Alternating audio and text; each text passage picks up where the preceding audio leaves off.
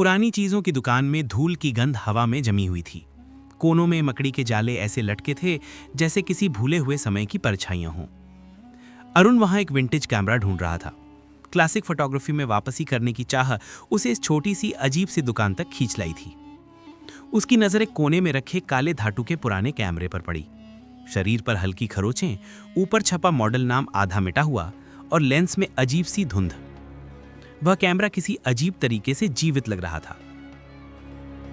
ये मत लो, दुकान का बूढ़ा मालिक धीमे से बोला। अरुण ने मुस्कुराते हुए कहा, क्यों, खराब है? बूढ़ा आदमी हिचकिचाया। कम से कम अजीब है, तस्वीरें ठीक नहीं आती। अजीब मतलब? अरुण ने पूछा, लेकिन जवाहरात की तरह चमकी उसकी कलाकार सी उत्सुकता उसे रोक नहीं सकी। इससे पहले बूढ़ा कुछ और कहता, उसने कैमरा खरीद लिया। घर आते ही अरुण ने कैमरा साफ किया, रोल डाला और बाहर निकल गया। पहली तस्वीर पार्क की बेंच की, दूसरी सड़क किनारे चाय वाले की, तीसरी उसका खुद का प्रतिबिंब कांच की दीवार में। वह खुश था, लेकिन रात को जब उसने फिल्म डेवलप की, उसके हाथ रुक गए। हर एक तस्वीर में पृष्ठभूमि के किसी कोने में एक लड़की दिखाई दे रही थी, जिसका आधा चेहरा ही दिखता था। सिर्फ आधा, बिल्कुल सीधी रेखा से कटा हुआ। उसका बचा हुआ आधा चेहरा सुंदर नहीं था, असामान्य था। खाली गड्ढे जैसी काली आंख, बिना होठों की आधी मुस्कान।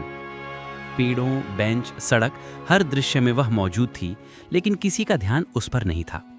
अरुण कांप गया। ये कैसे संभव है? उसने खुद से कहा। वह असली जगहों पर गया, पर कोई लड़की वहां नहीं थी।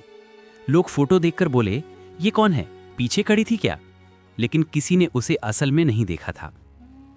उसे लगा शायद कैमरे में रिफ्लेक्शन की समस्या है। अगले दिन उसने नए रोल के साथ कमरे के अंदर की तस्वीरें ली। कोई तीसरा नहीं था, सिर्फ वो और कमरा। डेवलप करने पर फिर वही लड़की, लेकिन अब वो पीछे नहीं थी।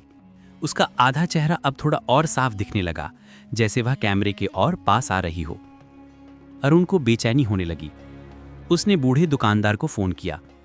इस कैमरे के साथ क्या हुआ था? दुकानदार हिचकिचाया, फिर बोला, कई साल पहले एक लड़की ने यह कैमरा खरीदा था। कॉलेज की फोटोग्राफी छात्रा।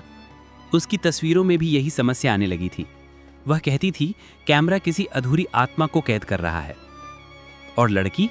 अरुण ने पूछा। वह गायब हो गई, बूढ़ा बोला। लोग कहते हैं कैमरा खींचता है, लेकिन सामने वाले को नहीं, पीछे खड़े किसी को। अरुण का दिल जोर से धड़कने लगा।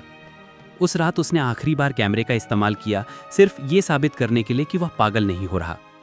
उसने अपनी ही फोटो ली, सेल्फ पोर्ट्रेट। कमरा बंद, दरवाजा लॉक, कोई परछाई नहीं। डेवलप करते ही तस्वीर उभरी। लड़की अब पूरी तरह उसके पीछे खड़ी थी। इस बार आधा चेहरा नहीं था। अंधेरे में धुंधला सा उभरते हुए वो धीरे धीरे पूरा होने लगी। और फिर अंतिम तस्वीर में उसका चेहरा पूरा था, लेकिन उसकी आंखें अरुण की अपनी आंखों जैसी थी। अरुण ने कैमरा फटाफट फेंक दिया। कमरे का बल्ब टिमटिमाया। कांच वाली खिड़की में उसने अपना प्रतिबिंब देखा, लेकिन वह उसका चेहरा नहीं था। वह लड़की थी, पूरा चेहरा लिए। अरुण का चेहरा अधूरा।